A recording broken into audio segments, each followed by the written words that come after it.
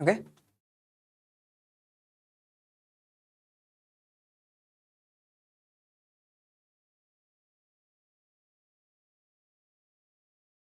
Right.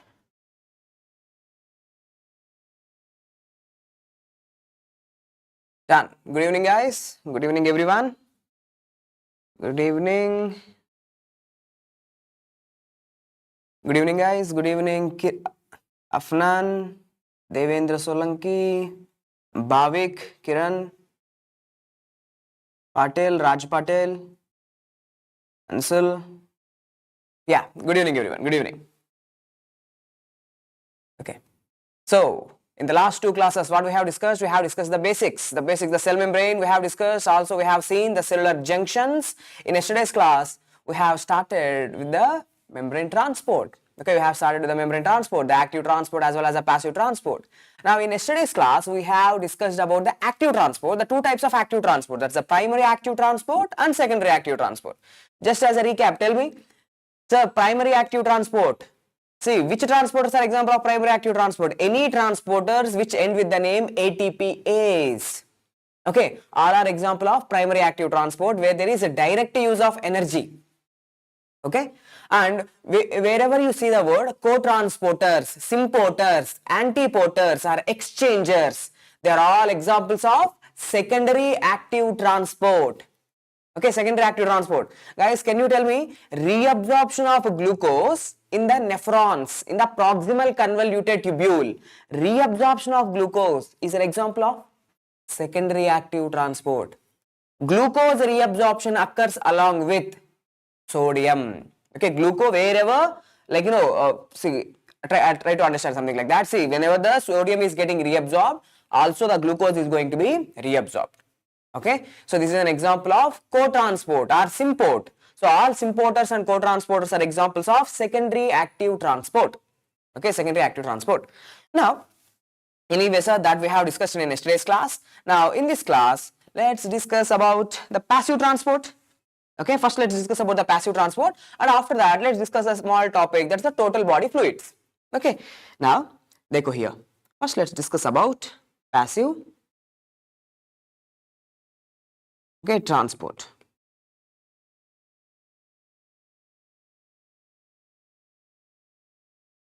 So these books, okay, whatever I am writing, you can get the full PDF, like the entire PDF, whatever I am writing, you can get it in the Telegram channel. So please join in the SARS Telegram channel. You can find out all this material over there, sir. Okay, so no need to write again and again. You can just simply get this full annotated material, the PDF, in the form of the PDF. You can get it in the SARS Telegram channel. So passive transport. Now come on, sir, tell me, passive transport, energy is involved? No, no use of energy. There is no use of any energy, sir. No use of any energy. Okay, good. Why there is no use of any energy? Because here the transport, here the substances which are getting transported, they are according to the concentration gradient, right? Substances are moving according to concentration gradient. Okay, the substances are moving according to the concentration gradient, which means a substance is going to move from high concentration to low concentration.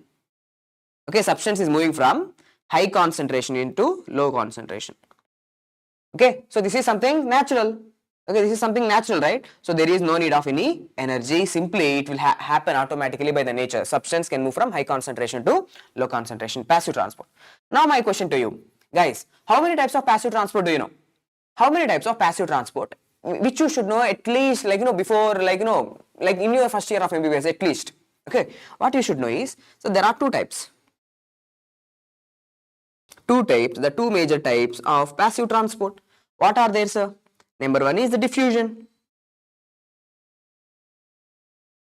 The second type is osmosis. Okay, diffusion and osmosis. Both these processes do not require any energy. Okay, now, so diffusion is actually of two types.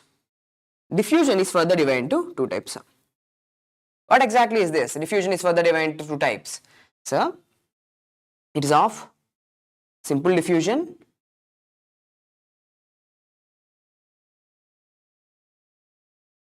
I hope you have shared this in your class 11th and 12th, simple diffusion and facilitated. Okay, facilitated diffusion. Okay, now you will get it out. Sir, what exactly is simple diffusion? Kya hai simple diffusion? And what exactly is facilitated diffusion, sir? Now we will discuss one by one. First, let's discuss about the simple diffusion. Okay, now I am starting with simple diffusion. Okay, simple diffusion. So first of all, which substances will undergo simple diffusion, sir? Which substances? Especially the gases. Carbon dioxide, oxygen, gases, sir. Now gases will undergo simple diffusion, which means from high partial pressure to low partial pressure. From high partial pressure or high concentration to low concentration, gases will undergo simple diffusion. Okay, so here the name, what exactly is simple? Simple means what, sir? Simple means there is no need of any helper, there is no need of any friend, no need of any protein. Simply the gases will move from high partial pressure to low partial pressure. For example, let me give you one example. See, देखो. So this is your alveolus. क्या है? This is your alveolus. Now what is this? This is your blood vessel. Okay, alveolus, and this is the blood vessel.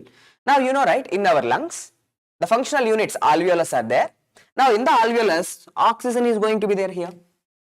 Okay, now oxygen, it have to diffuse. Okay, the partial pressure of oxygen here, dekho, the partial pressure of oxygen in the alveolus, it's almost 104 mmHg.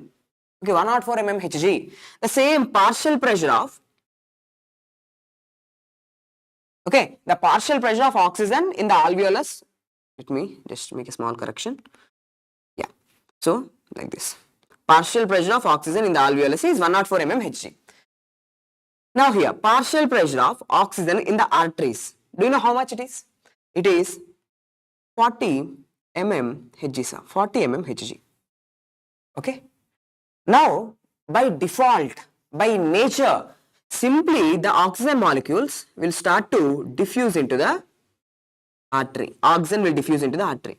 Now here, any protein is involved in this process. Any protein is helping in this process. There is no need of any protein. No need of any carrier protein, no need of any channel, no need of any protein, sir. Simply it is, okay. So these gases, now dekho, the gases, oxygen, same is true for the carbon dioxide also. Carbon dioxide in the opposite direction. Now look here. Now this is your alveolus. Okay, in your lung. Now what is this blood vessel? This is your pulmonary capillary. Pulmonary capillary. Now here carbon dioxide will be there. Okay, carbon dioxide. See, the partial pressure of carbon dioxide in the pulmonary capillaries will be more carbon dioxide is there. The partial pressure of carbon dioxide in the alveolus is less. So what happens? So the carbon dioxide will diffuse in this opposite direction and carbon dioxide will come out.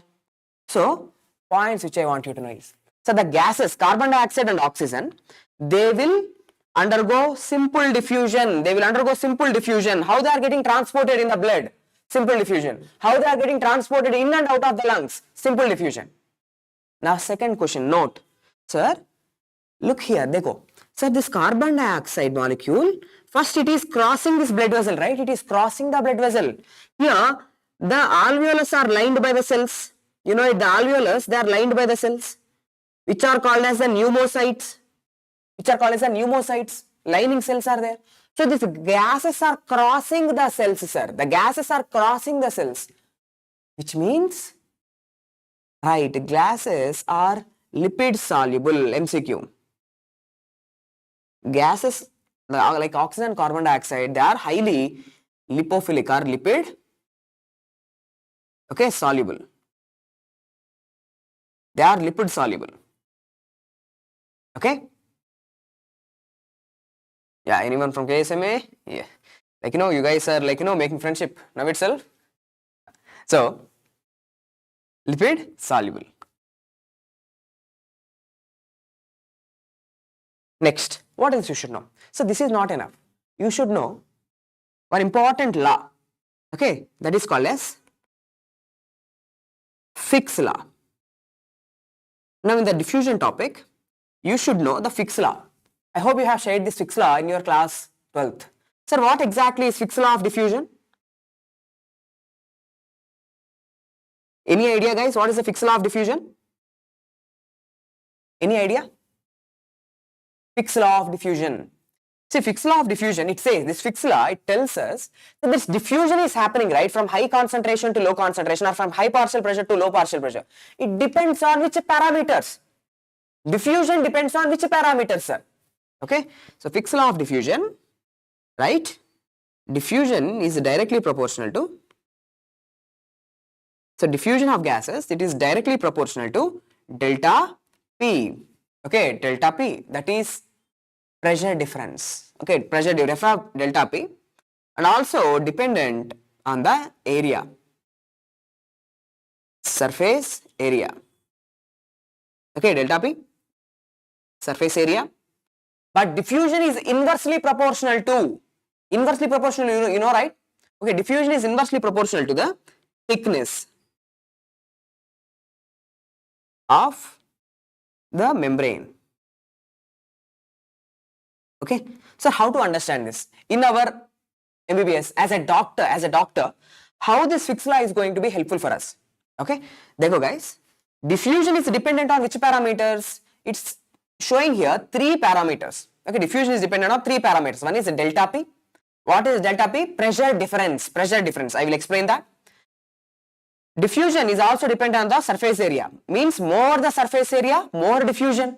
More the pressure gradient, more diffusion. But diffusion is inversely proportional to, see, I am writing this on downside. It is inversely proportional to the thickness of the membrane. When the thickness of the barrier, when the thickness of the membrane increases, diffusion decreases. Now, how to understand this, sir? Okay, let me tell you one by one. First, let me talk about the delta P. Okay, first let me talk about the delta P. Now, see, imagine this is your one alveolus. Okay, this is the second alveolus. Okay, 2 alveolus. Or actually, I shouldn't draw alveolus like this to be like, you know, correct. Alveolus will look like this. Okay, like a cluster of grapes. Okay, like this. Now, this is one blood vessel. This is one pulmonary capillary. In the lungs, in the lung pulmonary capillary. This is the other pulmonary capillary. Now, see, for example, here the pressure, the partial pressure of oxygen, here it is 100 mmHg. Now, here the partial pressure of oxygen in the artery, for example, it is 1 mmHg. In this A. Now, here B, the partial pressure of oxygen in the alveolus is again 100 mmHg. Here, the partial pressure of oxygen in the artery, means small a means artery, sir. It is 99 mmHg. Now, where do you think diffusion will happen? Now, in which condition diffusion of gases will happen, in A or B? What do you think, sir? In which condition do you think? Come on, Devendra, the taste of Asia, Ricky, like, okay, enough about the KSMA. You, like, you know, when you guys meet in KSMA, then you will discuss. Now, Raj Patel is saying, Raj Patel, Rudra, Rachish, everyone is saying A. Okay, everyone is saying yes, sir. But do you know, you guys are all wrong. You guys are all wrong, sir. Why? Because diffusion, what is that? Like, no, diffusion, tell me. So, diffusion, it's an example of passive transport. Passive transport occurs from high concentration to low concentration, or from high partial pressure to low partial pressure. There you go. In both the conditions, here partial pressure is more. When compared to this, here in the blood vessels, the partial pressure is less. So, in both the conditions, diffusion will happen. Okay, in both the conditions, diffusion will happen, sir. But more pressure difference, more gradient, more delta P. See here, delta P is how much in first A, in A. What is the delta P difference? The difference how much, sir? The pressure difference 101. Pressure difference is 99 mmHg here. Now here, what is the delta P? The delta P here in this condition is, here it is 100, here it is 99. It is 1 mmHg. So in both the conditions, yes, gradient is there, pressure difference is there. In both the conditions, diffusion will happen, but in A, more diffusion. Okay. So more diffusion. So diffusion is directly proportional. That's why Fick's law is telling us diffusion is directly proportional to delta P. If more the delta P, more the pressure difference, more the diffusion. Less the delta P, less the diffusion. Okay, you understood?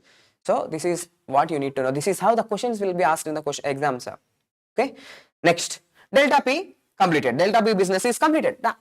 Now surface area. Let's discuss about the surface area, sir. Okay. Now, देखो. Now, surface area.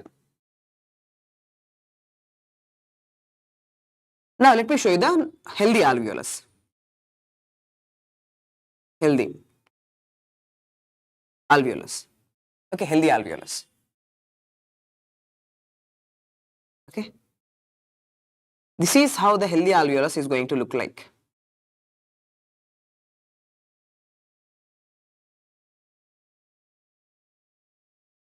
Okay, this is how the healthy alveolus is going to look like. Okay, yeah. Do you know there is a disease, sir? There is a disease which is called as emphysema. I hope you have studied this. Okay, in all the movies, whenever you go to the movies, there will be one person who is like, coughing, that Mukesh, right? Now he'll be smoker, he's a smoker, sir. Whenever you do too much amount of smoking, okay, even just normal smoking is bad, sir. I'm not promoting that. Okay, those who ever smoke will definitely going to develop the lung cancer. Okay, but even before developing the lung cancer, they will die with the heart diseases. Okay, coronary artery diseases. So, if you are a chronic smoker, then do you know what happened to your alveolus? This condition is called as emphysema. Okay, emphysema. In this emphysematous condition, you will study like better in the pathology. Okay, when you study your pathology, then you will understand what exactly happens. But let me tell you, the alveolus becomes something like this. Okay, alveolus, it becomes something like this. Now it's now one single large alveolus. So there is loss of this alveolar septa. Okay, there is loss of this alveolar septa. Okay, right? Now, tell me, sir, where diffusion will happen more? Where diffusion will happen? This is one capillary, this is the other capillary. See here, in normal healthy alveolus, there is more surface area. The surface area is more. There is more surface area. Okay, so surface area is more. So more diffusion. Okay. Yes. Okay, surface area is more, so more diffusion. So more the diffusion. In emphysema, in emphysematous lung, that patient who is having emphysema is having less diffusion, sir. Okay, surface area is less. Surface area is less. So less diffusion.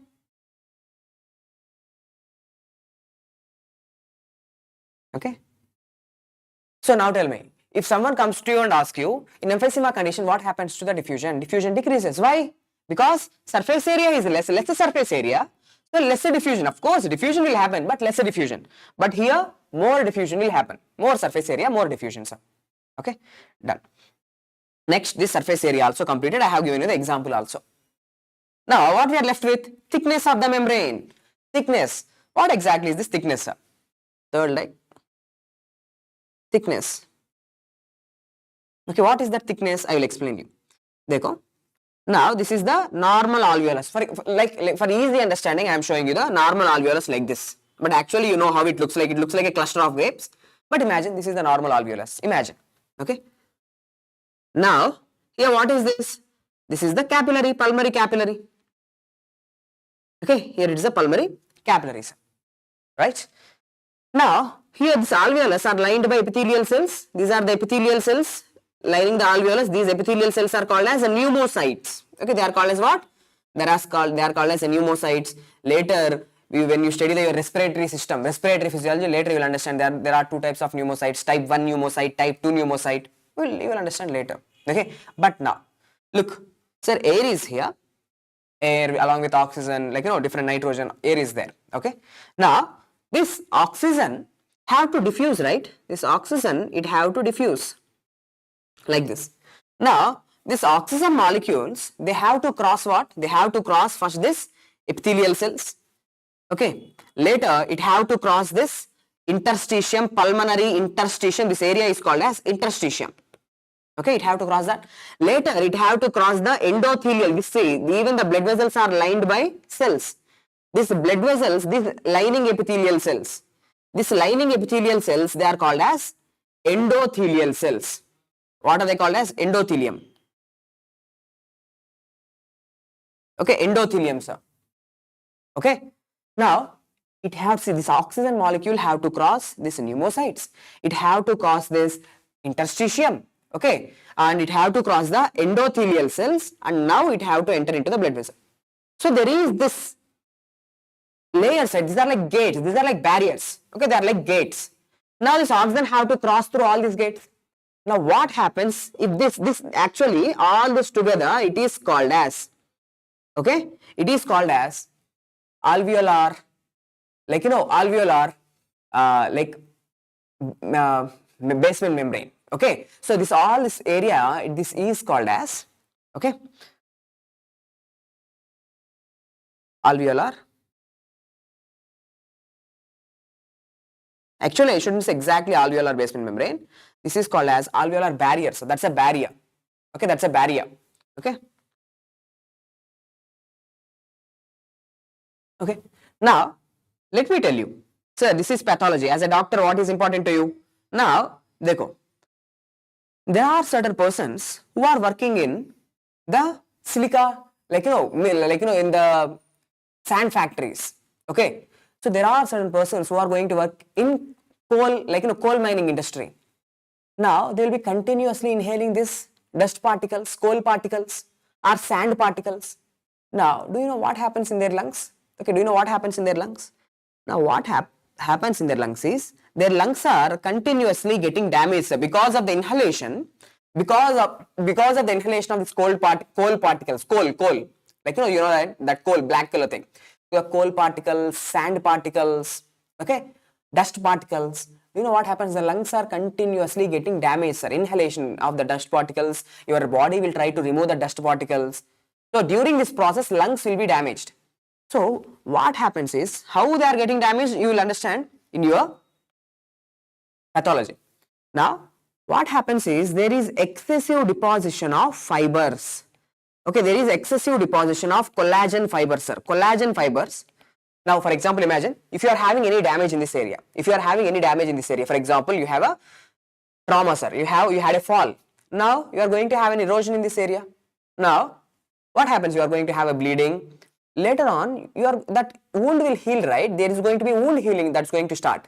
How the wound healing is going to start? With scar formation. A scar is going to form. First, scab is going to form. Later on, due to deposition of more and more collagen fibers, scar formation is going to occur over there. So, wound will heal by the scar formation. In the same way, when your lungs are getting damaged, there also more and more collagen fibers will start to deposit. Okay, now see, they go here, all this area, more and more damage will lead to formation of more and more collagen fiber deposition. Now, whenever the collagen fibers, whenever the collagen fibers are getting deposited in this area, now what happens, sir? What do you think? Now, do you think it is easy for the oxygen? Now, do you think it is easy for the oxygen to cross into the blood vessel? No. No, sir. Because now it's getting more and more thickened. Okay. Now, this alveolar basement membrane, it is getting more and more thickened. Okay. So, what is this condition called as? This condition is called as pulmonary.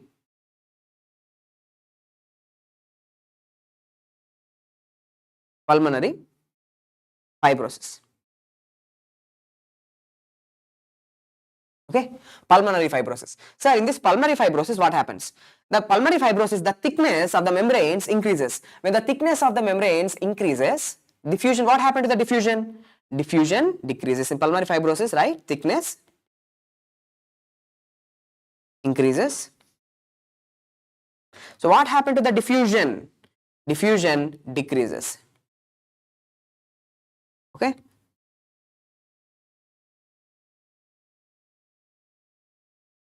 Now tell me, sir, in emphysema, it is lung. In emphysema, it is lung.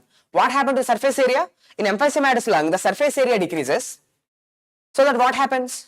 So that diffusion decreases. In the same way, in a condition called as pulmonary fibrosis, where there is excessive deposition of this collagen fibers, because of this, the thickness of this barrier increases, so that the diffusion of gases will become difficult. So the diffusion decreases, sir. So Fick's law is explained to you. So now tell me, Fick's law is dependent on which three parameters? The Fick's law is dependent on delta P, pressure difference, pressure gradient, surface area, but it is indirectly proportional to thickness of the membrane. Okay, so done. So Fick's law of diffusion is completed. Now simple diffusion completed, sir. Simple diffusion completed. Explain to you. From high partial pressure to the low partial pressure. Okay, from high concentration to low concentration. Which substances are getting transported? The gases are being transported. Oxygen transport, carbon dioxide transport. Simple diffusion. Okay, done. Done. Now, second type of diffusion is facilitated diffusion. Facilitated diffusion. Sir, what exactly is this facilitated diffusion? Okay, what exactly is this facilitated diffusion? Right. Guys, let me give you one example. Okay, or before giving you one example, let me tell you. See, here also substances are moving from high concentration to low concentration only. Okay, substances are moving from high concentration to low concentration only. But a protein is involved in this transport. A protein is helping in this transport, sir. So proteins are involved. Okay, a protein is involved. The carrier protein, sir. Okay, a carrier protein, yes. Okay, a carrier protein is involved in the transport of the substances. Any idea? Let me tell you. Okay, look. Now, after this class, your mom is going to make a delicious food for you.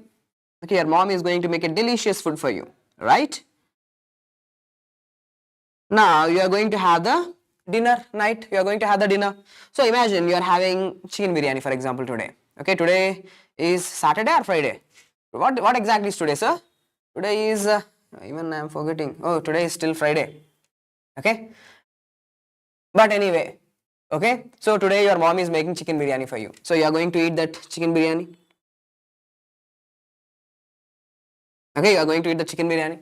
Now, whenever you take this chicken biryani, okay, the food is going to be digested in your stomach, am I right or not? Yes, the food is getting digested.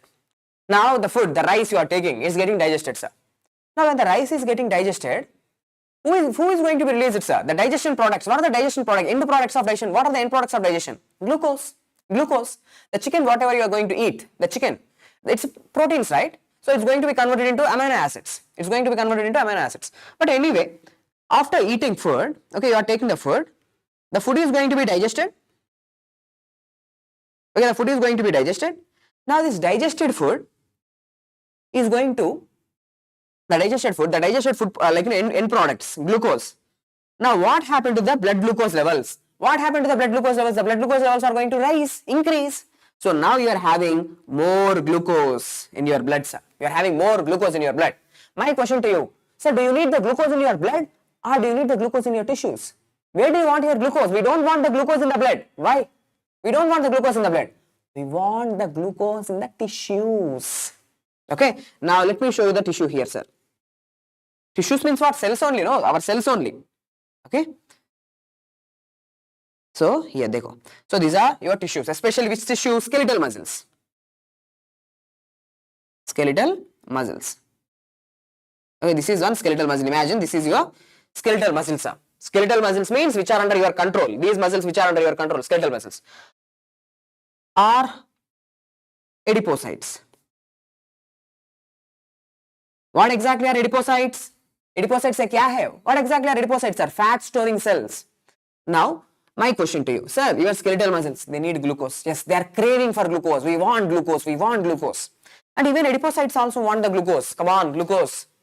Okay, but देखो, now this glucose, whatever is there in blood, now in the blood, high glucose concentration is high, sir. In the skeletal muscles, glucose concentration is less glucose. Now tell me, gradient is there or not? Yes, gradient is there. Here high glucose, here it is low glucose. So gradient is there. Now this glucose, yes, there is a gradient, it can move into the cells. But do you know, it will not enter, sir, it cannot enter. There is a gradient. Glucose can move from high concentration to low concentration, but it is not able to move. Now it's not happening. Do you know why? Do you know why? Because glucose is such a big molecule. Glucose is a bada molecule, sir. It's a very big molecule. Okay? Now it cannot cross this cell membrane. This biological membrane is there, right? This biological membrane, it cannot cross. It cannot cross. Okay? So that's why, then then how these skeletal muscles are going to get the glucose? Then how? See, your skeletal muscles, now they are having, look, special proteins. Okay, special proteins here. Okay, I am showing the protein just like this. Now these are the proteins. Now do you know these proteins, what they will do? So these proteins will allow the movement of, okay, these proteins, they will allow the movement of glucose into the cell. Now glucose will come into the cell, sir. So now glucose is moving from high concentration to low concentration, but a protein is helping in this process. Okay. So what is the name of this protein? So this protein is called as, any idea guys? Any idea what is the name of this protein? It is called as GLUT. GLUT. Okay. Means glucose transporter. It is helping in the transport of the glucose. Glucose transporter, especially type 4. This is the question, sir. This is the question that will come in your exam. Okay, this is the question that will come in your exam. Okay, glucose transporter type 4. GLUT type 4. Okay, so now tell me, what kind of transport is it? Substance is moving from high concentration to low concentration, but a protein is involved in this process. So this is an example of facilitated diffusion. This diffusion is facilitated with the help of a protein. Okay, this diffusion of glucose is facilitated with the help of a protein called as a glucose transporter type 4. So it's an example of facilitated diffusion, right? Facilitated diffusion. Next. Now, as a doctor, what you should know? Sir, we are all doctors. Okay, simple, this facilitated diffusion is not enough. We need to know. Dekho guys, only this glucose transporters type 4, they will be present. They are under the function of, they are like, they are like soldiers, sir. Okay, they don't have the, they don't have a power to take a command. See, now what I am trying to put into your mind is, they are under the control, this glucose transporter type 4, these proteins, they are under the control of insulin. Insulin. Okay, insulin is the, right? Who produces the insulin? Sir, insulin, it is produced by pancreas. Okay, pancreas. So the pancreatic beta cells, the beta cells of the pancreas produce the insulin. Okay, the beta cells of the pancreas produce the insulin, sir. Now this insulin, okay, this insulin molecule, what it will do? So this insulin molecule regulates the activity of, this insulin molecule regulates the, okay, this insulin molecule regulates the activity of GLUT4. Now, you just think logically. So GLUT4 activity is regulated by, okay, GLUT4 activity is regulated by insulin. If insulin is there, GLUT4 is there. Whenever there is GLUT4, whenever there is glucose transporter type 4 or GLUT4, whenever it's there, then only this glucose can enter into the tissues, then only it can enter into the skeletal muscles and adipocytes. Now what if, sir, insulin is not there? Now you know it, sir, insulin deficiency of insulin. Now do you think GLUT4s are going to work? GLUT4 is not going to work. When GLUT4 is not working, when GLUT4 is not working, now when it is not working, do you think the glucose from the blood can enter into the tissues? No. So what happened to blood glucose levels? Blood glucose levels are going to be elevated. That's what is the problem in diabetes, sir. Okay, now whenever insulin is not there, glucose type 4 transporters are not going to be there. So blood glucose levels are going to be elevated.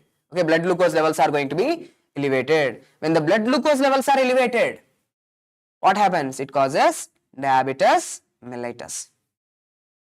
Okay, DM, diabetes mellitus. Simple. Now, most of you, our parents, for example, these days everyone is having the diabetes. Okay, and most of you guys are also like, if you are not controlling your weight, you will go into the pre-diabetes. Okay, obesity can lead to the pre-diabetes. Okay, control your weight, do like physical activity. Okay, you need to tell your parents, you need to like just guide them. Okay, control the weight. Why? Because the weight is one of the important factor. It's one of the important risk factor for the diabetes. Obesity is an important risk factor for the diabetes. But anyway, now imagine I am the person who is having this diabetes mellitus. What is the drug I am going to use? Or what is the drug that I am going to take? Every day I have to take an injection of insulin, subcutaneous insulin injection. Why I am taking insulin? Now you know. See, whenever I take the insulin, what this insulin will do? The insulin will go and act where? The insulin will go and act on skeletal muscles as well as adipocytes. So what happens? Now on the skeletal muscles and adipocytes, now there is expression of GLUT4. Okay, now GLUT4 are going to be expressed. Otherwise, no GLUT4. Whenever insulin is there, skeletal muscles and adipocytes, now they will express GLUT4. So now whenever there is GLUT4, glucose from the blood, it will enters into the tissues. Okay, so what happened to the blood levels of glucose? Now blood levels of glucose decreases, diabetes is going to be controlled. Okay, simple. So integration also I have done. Okay, so now tell me, if someone comes to you and asks you, can you give one example of facilitated diffusion in our body? Glucose absorption. Okay, glucose absorption into the tissues, sir. Glucose entry into the tissues. Glucose entry into the tissues is an example of facilitated diffusion. Which type of transport? Facilitated diffusion. Next, what is the transporter involved? Glucose transporter type 4. Glucose transporter type 4 is regulated by, the activity of GLUT4 is regulated by insulin. GLUT4 is present on which tissues? Skeletal muscles and adipocytes. Deficiency of insulin will cause diabetes mellitus. Drug of choice is insulin, right? So this is also completed, sir. Okay, diffusion, both simple diffusion and facilitated diffusion, both are completed. Okay, next topic which I want you to know is vesicular transport. Okay, sorry, not vesicular transport. I have to teach you one more thing. Okay, I forgot. Diffusion is completed. After diffusion, simple diffusion completed, facilitated diffusion completed. After that, I have to discuss about the osmosis. Osmosis, क्या है sir osmosis? Okay, what exactly is this osmosis, sir? Okay, now which substances are involved in the process of osmosis? Which substances? Gases? No, it's the solvents. It's the fluids, sir. It's the water. Okay, so solvents or water, in a simple way, water, sir. Okay. Now, what exactly is osmosis? Let me tell you.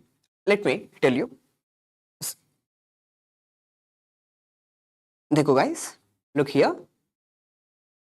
Now imagine this is a beaker, sir. Okay, I hope you know this. If you don't know this, not good, sir. You should know this. Okay, I hope you have shared this in your 12th class.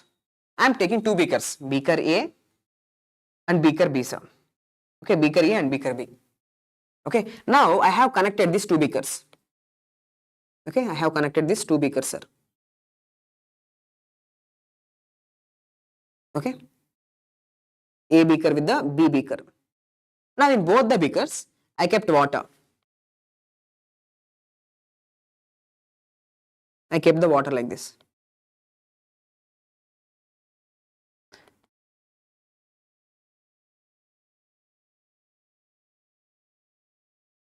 So there is a very much importance, this very much important. Actually, when you become doctors, you will understand what is the importance of this osmosis. Okay, osmosis, osmolarity, what is the importance, you will understand. But anyway, here dekho, this is beaker number A, this is beaker number B. Okay, now I have kept the water in both beaker number A and B. Now I am asking you, sir, from which beaker to which beaker water is going to move? From which beaker to which beaker? From A to B or B to A? Now, if you try to answer, you are going to be wrong. So first of all, don't try to answer. Why? Because you don't know certain parameters. You don't know, like, no, I haven't gave you enough information. Okay, you can't understand, like, you can't say that, like, whether the water is moving from beaker A to B or B to A. Now, wait, let me tell you. Here, I have to teach you something. Osmolarity. There is something called as osmolarity. Okay, I have explained you the concept of osmolarity. Before telling you concept of osmolarity, now let me tell you. So, this beaker B, this fluid, this water, it's having an osmolarity of maybe 100 milliosmoles. Okay, 100 milliosmoles per liter. In beaker A, the osmolarity is maybe 90 milliosmoles. Okay, 90 milliosmoles. Now, what do you think? From where to where? Now tell me. Now tell me. From where to where the fluid is going to shift? In A, the osmolarity is 90 milliosmoles. In B, the osmolarity is 100 milliosmoles. Okay. Now, don't forget osmosis. Osmosis is an example of passive transport.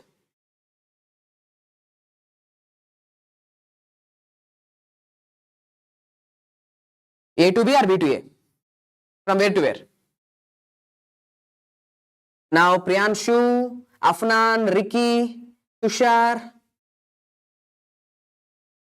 Say, most of the students, like, yes, most of the students are saying B to A, sir. You are wrong. Not B to A, sir. Not B to A. Okay, not B to A. Okay, not B to A, sir. You are simply saying, sir, osmosis is passive, passive, like, transport. So, passive transport means the substances are moving from high concentration to low concentration. So, here they go, sir, here it is 100, here it is 90. So, it is from B to A. No, that's where you will go wrong. This is osmosis, sir. Okay, now, let me tell you something. First rule, general rule, sir. Take note. Wherever sodium goes, water follows, just like a hutch dog. Okay, just like a boyfriend and girlfriend thing. Wherever the girlfriend is going, boyfriend is going there. Okay, it's just simply like that. Okay, I'm just kidding. See, wherever the person is going, that hutch dog will follow, right? In the same way. Wherever the sodium molecule is there, sodium is highly osmotically active substance. Sodium molecules are highly osmotically active substance, sir. Okay, they will attract the water. Wherever sodium goes, water follows. I hope you have shared this in your chemistry and physics. Okay, now let me tell you basics. From here, let me write, wherever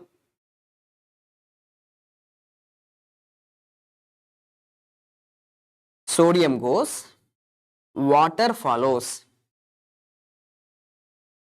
Now, what exactly do I mean by wherever sodium goes, water follows? For example, let me show you one beaker, sir. One beaker. Okay, this is one beaker. Okay, now in this beaker, I am giving you pure water. Pure water. Now, some students doesn't know what is osmolarity. Here I have explained 100 milliosmoles per liter. Here 90 milliosmoles per liter. What is that osmolarity? I am explaining you. Okay, look here, sir. This is one beaker, sir. Okay, pure water, pure water. Now, what is the osmolarity of this pure water? What is the osmolarity of the pure water? Zero, sir. There is no osmolarity. Osmolarity is a fancy term for concentration. That water is not having any concentration, sir. Osmolarity is zero. Okay. Now, see, I am adding little salt into it. Okay. Now, I am adding little salt into it, sir. Now, when you are adding salt into it, now tell me what happened to the water concentration. When you add little salt into it, now from 0, the concentration will become 10 milliosmoles. Okay, now it becomes 10 milliosmoles per liter. You have added little salt into it. Now you have added more salt into it, sir. More salt into it. Now what happened to the concentration of this water? More concentrated. So when you are adding this osmotically active substances, okay, these are osmotically active substances, sir. Okay. Now, because of the sodium, which is an osmotically active substance, the concentration of water increases from 0, it becomes 10 milliosmoles. If you add more sodium, it becomes 100 milliosmoles. Okay. Now what I'm trying to put into your mind is, sir, more the osmolarity means, more sodium molecules are there, more osmotically active substances are there like sodium, potassium, magnesium, calcium, but mainly important sodium. Mainly important is the sodium and chloride. Okay, these are the most important highly osmotically active substances. Okay, now tell me, look at this. Now try to understand. Sir, in beaker number A, 90 milliosmoles. Here in beaker number B, 100 milliosmoles, which means where more sodium is there, where more osmotically active substances are there. I am talking about osmotically active substances. Okay, so here there is more sodium, sir. Okay, here there is more sodium. Okay, now wherever there is sodium, water follows the sodium. Sodium attracts the water. That's why water is moving now. Water molecules, this water molecules, now it will move. Okay, so based on the solutes, the solutes are nothing but the sodium. Okay, so wherever there is a solute, the solute will attract the solvent. Okay, the solute is a osmotically active solutes, sodium, osmotically active solutes. It creates a pressure called as osmotic pressure. Okay, it increases the osmolarity. See, the sodium increases the osmolarity of that fluid, so that now it is creating an osmotic pressure. Osmotic pressure, so that water is moving from beaker number A to beaker number B. So you should always understand osmosis. What is that osmosis? In osmosis, solutes, sorry, not solutes, solvents. Okay, solvent means the water. Okay, right. Solvents will move from, tell me, from low osmolarity to, okay, solutes will move from low osmolarity to high osmolarity. Solutes will move from low osmolarity to high osmolarity, sir. Okay.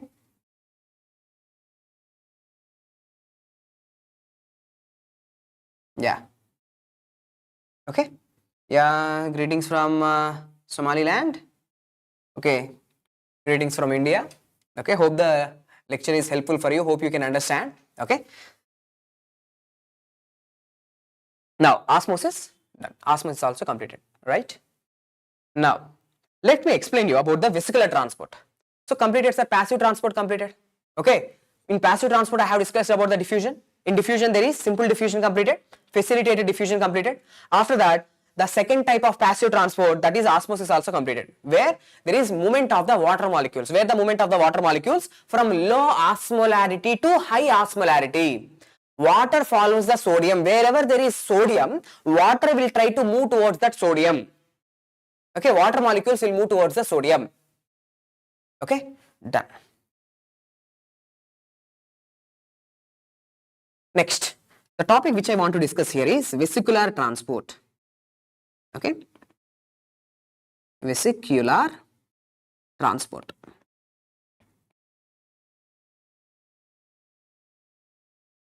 This is also I will try to integrate, like, how you should know, like, how you should integrate as a doctor, what we should know, how the patients are going to get the diseases based on this vesicular transport. I will explain you. Okay, so vesicular transport. Now, how many types of vesicular transport are there? First of all, wait. Vesicular transport, sir, is it an active process or is it a passive process? See, it's an active process, sir. It's an active transport. Okay, it's an active transport. See, which substances are going to be transported? Large molecules. Okay, large molecules are going to be transported. Okay, large substances are going to be transported by forming vesicles. Okay, by forming the vesicles. Means by the formation of a vesicle, you are transporting the substances in and out of the cell. Large molecules are getting transported in the form of vesicles. Okay, large molecules like proteins or hormones, enzymes. Okay, Okay, large substances in the form of vesicles. Yes, one more, you are true. Okay. Now, questions to you. Dekho, how many types of this vesicular transport are there? There are two types. Okay, there are mainly two types of vesicular transport. One is endocytosis. Okay, endocytosis, first type, and exocytosis. Okay, endocytosis एक है and exocytosis ये दूसरा है. It's the second one. Okay, endocytosis and exocytosis. Now here itself I am telling you. Now itself first let me tell the classification. So this endocytosis, it's actually of three different types. But for you in your first year at least you should know. Okay, I am not going into too much complicated way. Just I am dividing. It's mainly divided into two types. Endocytosis. What are they? Phagocytosis and pinocytosis. Phagocytosis and pinocytosis. Now, first we'll discuss about the endocytosis. First, let's discuss about the endocytosis, sir. In the endocytosis also, first let's discuss about the phagocytosis. ये क्या है? What exactly is phagocytosis, sir? Okay. Now, let me write here. Phagocytosis. ये क्या है? Phagocytosis. Simple. Now, this is your, देखो. This is your WBC. This is your WBC, sir. Okay, your warrior, the warrior cell. Okay. Now, for example, WBC, which WBC? Neutrophil. Okay, neutrophil. Now, this neutrophil are a macrophage. Now it have seen a bacteria, sir. Now this is a bacteria. Okay, in your body. Now it have encountered with a bacteria. Okay, a rod-shaped bacteria, bacilli. Okay. Now, what this WBC will do? What this WBC will do? Now this WBC, now it will try to eat that bacteria. It will eat that bacteria. So this process is called as a phagocytosis. Okay, how? Dekho, now this bacteria will be taken into the cell, in the form of a vesicle. By forming a vesicle, that bacteria will be taken into the cell. Okay, now see first, dekho, this is your WBC. Now what this WBC is doing? Now I have explained this. See now this WBC, it have expanded. Okay, its cell membrane. Now it have expanded its cell membrane, sir. Okay, now here is a bacteria. Bacteria is outside. Okay, now it's expanding its cell membrane. Now it's forming an extension, the pseudopods. Actually, it forms a cell membrane. For imagine this is the bacteria. Imagine this is the bacteria, sir. Now the cell, it will expand its cell membrane around the bacteria, and in the form of a vesicle, it will take this bacteria into the cell. Okay. Now this vesicle, it forms a vesicle, sir, and this vesicle will be taken into the cell. Okay, let me show you what exactly happens at the end of the day. Okay, this is that WBC. Now what happens at the end of the day is, so the same WBC, this is your same WBC. Now what it have done? See, dekho, it have taken this vesicle into the cell. Now this is the vesicle. Okay, this is the vesicle, sir. Okay, this is the bacteria. Inside the vesicle, what is there? Now this bacteria was taken in. You have shared this in your intermediate also, right? Class 11th and 12th. Now, a substance is getting into the cell. A substance is getting transported into the cell. What is that substance? That's nothing but a bacteria. That's nothing but a bacteria. This bacteria, sir, in the form of a vesicle, by forming a vesicle, you have taken this substance into the cell. Now, this vesicle is called as phagosome. Phagosome, sir. This vesicle is called as a phagosome. Later on, this phagosome, see this WBC, do you know what it will do? Now, inside your WBC, there are certain organelles called as the lysosomes, where acids are going to be there. Now, this phagosome, it is going to be fused with the lysosome. Now, the bacteria will be killed, sir. The bacteria is going to be killed. So, this is called as a phagocytosis. Now, what I am trying to put into your mind is, sir, now the cell, it became hungry. Okay, now the cell mother is not feeding her, sir. Okay, this WBC is a poor WBC. Now it's not getting a proper food. So what it is doing? Now it is going and eating the bacteria. So what is this process called as? Phagocytosis. So phagocytosis is called as cell eating. Okay, cell eating, sir. Okay. So phagocytosis is called as cell eating. In the form of a vesicle, the bacteria is going to be taken into the cell and it's going to be neutralized with the help of Lysosome. So now the phagosome, this phagosome is going to be fused with the lysosome. Phagosome will fuse with the lysosome. Now the structure is called as a phagolysosome. Phagolysosome. Okay. By forming the phagolysosome, the bacteria will be killed. Now after eating, we'll have the thirsty, right? We'll have the thirsty, the feeling of thirsty. Now neutrophil have eaten the food. It have taken the nice chicken biryani for the WBC. That's the biryani, sir. Okay, that's a nice delicious food taken. Now it have to drink the water. So now look here. Phagocytosis completed. Now pinocytosis. Pinocytosis. See, whenever your cells are getting dehydrated, okay, sometimes what your cells will do is, see, now normal, generally your cells, imagine this is your cell. Now surrounding your cell, what do you have? So surrounding the cells, you have the fluid. Okay, extracellular fluid is going to be there, right? There is extracellular fluid. So what your cells will do is, again, your cells will form. Okay, dekho. Your cells are going to form these extensions. Now, for example, your cell membrane, this is the cell membrane, like a bilipid layer, right? This is the bilipid layer. Okay. Now, see, dekho. Your cell membrane is going to extend like this outside. Okay. Like this. And it will take some water. It will take some water from both the sides. Okay. It will take some water. Yeah. See, dekho. Now, this membrane, it is extending like this from this side. From this side, also the membrane is extending like this. Now, here some water is going to be collected. Okay, it's water. Now, later on what happens? Later on what happens is, they go, both these membranes will fuse. Both the membranes will start to fuse. Okay, both the membranes, it will fuse. Okay, and water will be taken into the cell in the form of a vesicle. Now, it is extending like this and it is taking some water into the cell. Okay, so now at the end of the day, now some extracellular fluid, the extracellular fluid came into the cell in the form of a vesicle. This is called as a pinocytosis or cell drinking. Okay, so phagocytosis completed as well as pinocytosis also completed. Both are examples of endocytosis. Now, what are endocytosis? Now you know. So the two examples of endocytosis are phagocytosis and pinocytosis. In both these conditions, substances will move into the cell. Okay, substances moves into cells. Okay, then what is exocytosis, sir? Exocytosis ye kya hai? Okay, now before explaining you about the before explaining about the exocytosis, here I want you to know about some important points, sir. One important point, especially important for the exam. Okay, so sir, during this process of endocytosis, vesicle is getting forming. No, the vesicle is forming in order to take the bacteria, in order to take the water. Which proteins?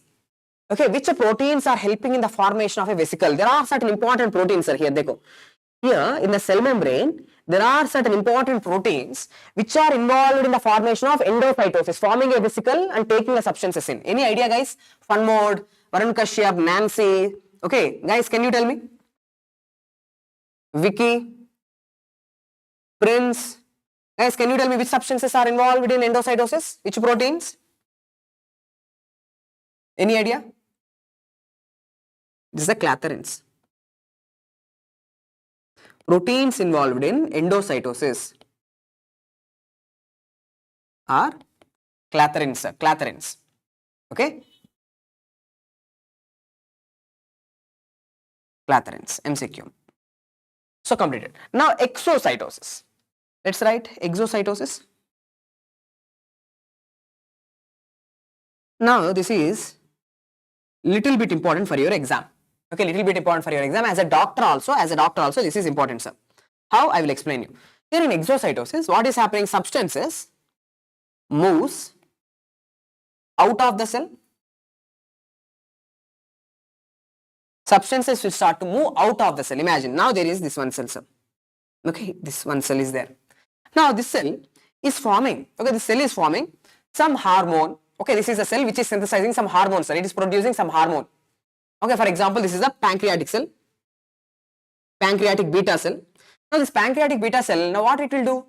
Now this pancreatic beta cell, sir, dekho, now it is synthesizing what? It is synthesizing insulin. Now this insulin is stored in this vesicle.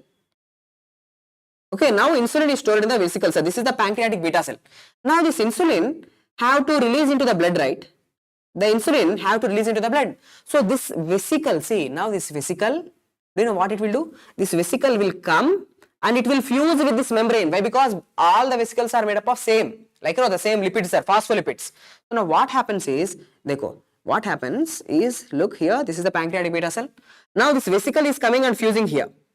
Okay, inside the cell this vesicle is there, right? Now this vesicle is coming and fusing here. Okay. So the vesicle, it came and it fused with the membrane. So the vesicle came and it fused with the membrane. So when it is fused with the membrane, now this insulin molecule is going to be released out. Okay, insulin molecule is going to be released out. Now this insulin, it will go into the blood. Okay, done. So this process is called as exocytosis. Exocytosis. Okay. Now, sir, how this is important to me as a doctor? See, endocytosis occurs with the help of endocytosis. It occurs with the help of clathrins. Clathrins are the proteins which are involved in endocytosis. Then which proteins are involved in exocytosis? Exocytosis. Sir, I used to remember something like exocytosis. Start with which letter? X. X means what? Okay, by this time, all you guys, like you're all having this X, right? X means what? Breakup. After breakup, you are going to have the X. Like broken relationship, we are going to call the partner as the X, right? So you have broken your relationship, which means what? You have broken your relationship, sir. Which means they are not good people. That's why only you broken your relationship. So they are the toxic people. So your X is like toxic. They are like snakes. They are all toxic substances, sir. They are like toxic people, snakes. So I used to remember something like your X is your X is like a snake. Snake, sir. So exocytosis, which proteins are involved? Exocytosis, X, snare proteins. The snare, it is something looking like a snake, right? Okay, it's looking like something like snake. Snare, snake. Okay, so snare proteins are involved in this process of exocytosis.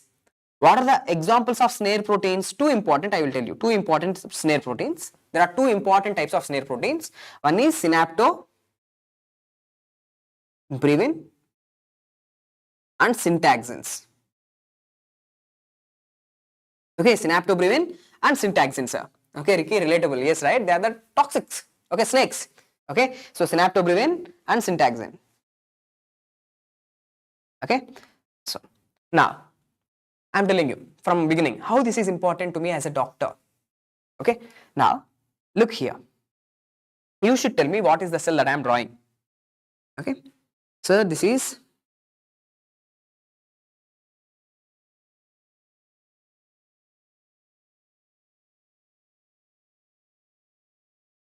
what is this cell, sir, that I am drawing, showing you here? Come on.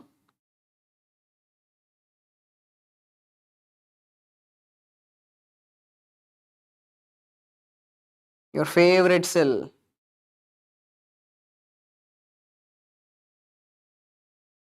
This is your neuron. Okay, yes, Nancy, this is a neuron. Okay, this is the neuron, sir. Okay, now, dekho, sir, this is a neuron. Here I am showing you. This is the muscle. Okay, here I am showing you the muscle, sir. This is the muscle. Which muscle? My biceps muscle. Imagine this is my biceps muscle. Okay, this is the skeletal muscle. Skeletal muscle. Now, as you guys are going to be in your first year, okay, as I am teaching for the first year students, now tell me, sir, you should understand, now I am contracting my muscles. These are all the skeletal muscles which are under my, which are under my wish, they are under my control. Now I am contracting my muscle, which means, how I am causing this muscle contraction is, see, from my spinal cord, this is the central nervous system. My central nervous system decides what to do and what not to do. Now I have decided to contract my biceps muscle. So from here, from the spinal cord, one neuron, it will come to the biceps muscle. Now when this neuron is activated, now this neuron is the one which is going to cause the skeletal muscle contraction. So same, sir. So all your muscles, all your skeletal muscles, they are innervated by neurons. These neurons are sensory neurons or motor neurons? They are the motor neurons. They are the motor neurons. Okay, why? Because they are helping in the movement, contraction. So, in your first year, the basic point which you should know is, sir, without nerve innervation, your muscles cannot contract. If you cut the nerves, the muscles are going to be paralyzed. So, you need to have a nerve innervation for the muscle contraction. Understood? So, these neurons are called as the motor neurons. If you want to be specific, they are called as alpha motor neurons. Alpha motor neurons. Alpha motor neurons, they will go and innervate the skeletal muscle. Okay? Now, dekho. So, this neuron is activated, for example. This neuron is activated. What happens, sir? Okay, no in detail. Sir, actually, in this neuron, there is a neurotransmitter which is synthesized. Actually, a neurotransmitter is already synthesized in this neuron, sir. Do you know what is that neurotransmitter? Here, dekho. This is a vesicle. Inside the vesicle, do you know what is there? Inside the vesicle, there is a neurotransmitter which is called as ACH. ACH. There are vesicles. Let me write. First, let me draw the vesicles. Two vesicles. Now, inside the vesicles, what do you have? ACH. ACH. What is ACH? ACH stands for acetyl choline. So, acetylcholine is a neurotransmitter that is released by the alpha motor neurons. This acetylcholine is the one which causes the muscle contraction.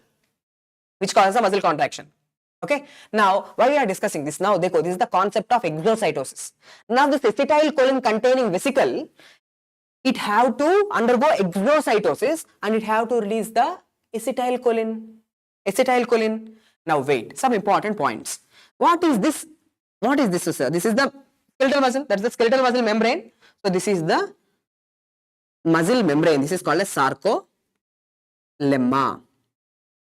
This is a sarcolemma, sir. Sarcolemma means plasma membrane of a muscle. Plasma membrane of a myocyte. Okay. Now, what is this membrane? Is a membrane of the neuron from where the neurotransmitters are going to be released. This is called as a presynaptic membrane.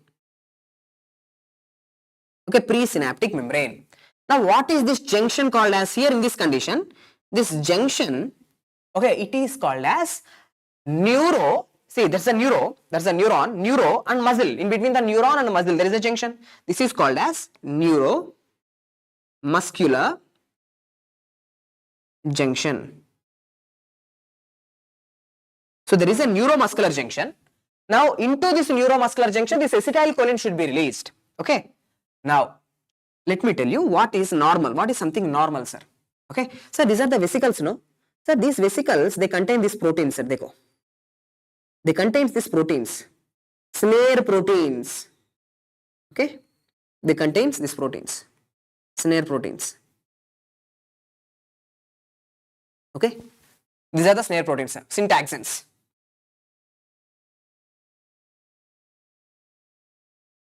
Syntaxin. Now, these snare proteins have to come and fuse this one more snare protein is there. They go here. There is one more snare protein, sir. Are you able to appreciate one more snare protein here? This one more snare protein which I am showing you here, guys, they go. That is called as, this is synaptobrevin. Okay, this is synaptobrevin. So, there are syntaxin molecules, syntaxin and synaptobrevin molecules, syntaxins and synaptobrevins. Now, this vesicle, whenever the action potential comes, you know what happens? This vesicle, it will move towards the presynaptic membrane so that the syntaxins will fuse with the synaptobrevins. Whenever the syntaxins and synaptobrevins are fused, then only the acetylcholine is going to be exocytosed. Exocytosis will happen, sir. Exocytosis is possible. Okay. So, now what I have discussed, let me show that in a simple way. Now imagine this is a presynaptic membrane. This is a neuron presynaptic membrane, sir. Okay. Now, what is this one? This is the acetylcholine containing vesicle. What are these molecules? These are syntaxins. What are present over here? For example, this is the synaptobremin. Now, this vesicle, it should come. Okay, now let me just erase this. This vesicle, it should come, and should it fit here, it should come and fuse here. Then only this acetylcholine containing vesicle, it will be exocytosed. Do you know what happens? Now later on what happens is, now this acetylcholine vesicle, it is going to fuse with this presynaptic membrane.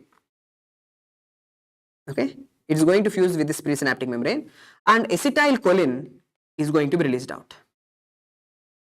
Now this acetylcholine is the one which causes the muscle contraction. How? We will discuss in the muscle physiology. I will teach the muscle physiology, then you will understand. But for now, exocytosis of acetylcholine, it requires synaptobremins and syntaxins. Okay, these are the snare proteins involved in the process of exocytosis. Now, what happens in a disease called as, now this is something normal, sir. Now, doctor, important things. As a doctor, what is important for us? There is a disease called as botulism. Okay, there is a disease called as botulism.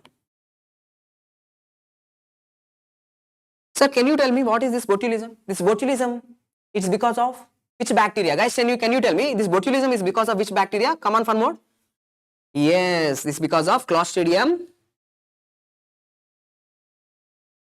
One more, you are from which college? Which university? Clostridium botulinum. Okay, Clostridium botulinum. Oh, fun mode, you are from KSMA. Okay, done. I'm kept on forgetting that. Yeah, you said it right previously also. I think you have mentioned me. You are from KSMA. But anyway, so you are in which year? First year, second year, or third year? So botulism, I think you are also attending the patho classes, right? So you should be in third year, I think. But anyway, so botulism is because of a bacteria called as Clostridium botulinum. Now this Clostridium botulinum, question to you, doctor, as a doctor, what is important is how this bacteria is going to enter into our body. How this Clostridium botulinum, this bacteria, Clostridium botulinum, it's a bacteria, sir. How it will enter into your body? Say, it's a gram-negative bacterium. How it will enter into your body? Is, see, these days it's getting fashion that you guys, most of the, most of the couples also, these days they are not cooking the foods in their homes. They are getting the packed foods. Okay, already pre-packed foods. Okay, the food which was already made, it was now totally inside a can. Okay, even gulab jam, rasgulla, these foods are also totally, they are canned foods, sir, canned beans. Okay, usually it was previously there, most commonly it's seen in the Western countries, but these days it's also seen in the India. The canned foods are also occurring in, they are available in India. So whenever you take such kind of canned foods, in that canned foods, there is a chance that this bacteria is there. So this Clostridium botulinum, how you will get is, by eating canned foods. Okay, canned foods, sir. Like canned beans, canned anything, canned foods. So this is one way. Now, that is a food poisoning, sir. That's a food poisoning. Why the food poisoning? There is one more way how you can get this Clostridium botulinum into your body. One more way. Do you know what is that? See, even a small child, a 5 months year old child or 6 months year old child, even he can get Clostridium botulinum. How he can get the Clostridium botulinum, I am asking you. Is he going to eat the canned foods? Is he going to eat that gulab jam from the canned food? A small 6 months old guy, 6 months, just 6 months. Then how he is going to get the Clostridium botulinum? See, because there are cultural practices, sir. Okay, there are cultural practices where, especially in India also, the babies were fed with the honey. Okay, people used to think that if you give honey, the immunity of the baby is going to be increased. The honey is going to make the child to talk early. Okay, people have these beliefs. Actually, listen. You are in first year, right? You are not supposed to give even water for a baby below 6 months. Okay, below 6 months, only the baby should be fed with water. With milk. It's a mother's milk. You should only give exclusive breastfeeding to the baby for the first 6 months. Exclusively breastfeeding, sir. Okay, but what our parents will do, grandparents will do, they will have these beliefs. Okay, give the honey to the baby so that the baby will have better immunity. Give the honey to the baby so that baby will talk earlier. Okay, so now this botulinum, the spores of this botulinum, it is present in the honey, sir. You are having proper resistance, you are having proper immunity, but the baby is not having proper immunity. So contaminated, there's a sporulated honey ingestion. Okay, sporulated honey ingestion. Whenever you take the sporulated honey, there is a chance that this Clostridium botulinum can enter into your body. Okay, there are two ways. No, okay, sir, this Clostridium botulinum have entered into the body. Okay, what this Clostridium botulinum is going to do after entering into the body? It will produce a toxin called as botulin. It will produce a toxin called as a botulin. It's a powerful toxin, sir. World's deadliest toxin, botulin. Okay, the most powerful toxin in the world, botulin toxin, sir. It's going to be produced in the body. Okay. Next, what this toxin is going to do? Botulin. This botulin is going to cause damage to snare proteins. The snare proteins, synaptobrevins and syntaxins. Okay, syntaxins and synaptobrevins, they are now gaya, khatam. Okay, they are gone, sir. Synaptobrevins, syntaxins, they are gone. Now, whenever the synaptobrevins and syntaxins, whenever they are gone, say now, look here, these are not there. What happened? They go, now, botulin toxin, it came and damaged the synaptobrevins and syntaxins. Now, whenever the synaptobrevins and syntaxins, whenever they are damaged, now, do you think exocytosis is going to be possible? Exocytosis is going to be possible now? Acetylcholine is going to be released now? No. Now, there is no release of acetylcholine from the presynaptic membrane. No release of the acetylcholine from the presynaptic membrane. Now, whenever acetylcholine is not released, now tell me, do you think muscle contraction is going to occur? Muscle contraction is going to occur. So, no muscular contraction. Okay, no muscular contraction, no muscle contractions are simple. Muscle contraction is not going to be there. Simple. Whenever muscle contraction is not there, this baby, 6 months old baby, after taking this sporulated honey, now the baby is totally like this. It's not responding. The baby is not responding. See, not responding in the sense the baby is okay in the conscious only, but very floppy, lethargic, floppy. Now, when you take the hand of this baby, the hand is going to be like this. Like this. Means paralysis, sir. There is floppy or flaccid paralysis is there. The baby is not able to have the proper muscle tone. Muscle contractions are not happening. The baby is like this. Floppy baby. Floppy. Just looking like you like this. Floppy baby. Okay. So, there are no muscular contractions that will lead to flaccidity, loose, flaccid paralysis.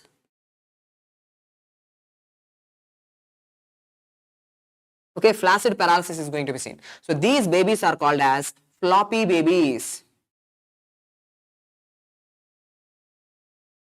Okay, floppy baby syndrome. Now, this was the question asked in the FMG exam and NEET PG exams. Floppy baby syndromes, and the floppy babies are seen in Clostridium botulinum poisoning, like the botulin poisoning, botulism. Okay, this entire condition is called as a botulism because of the Clostridium botulinum, and the toxin is botulin.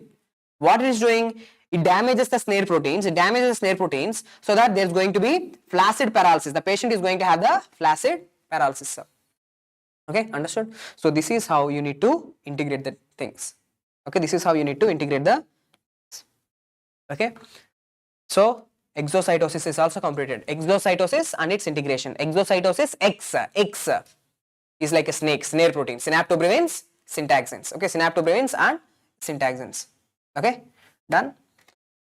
Okay, so I hope this will be enough for today. I'm not going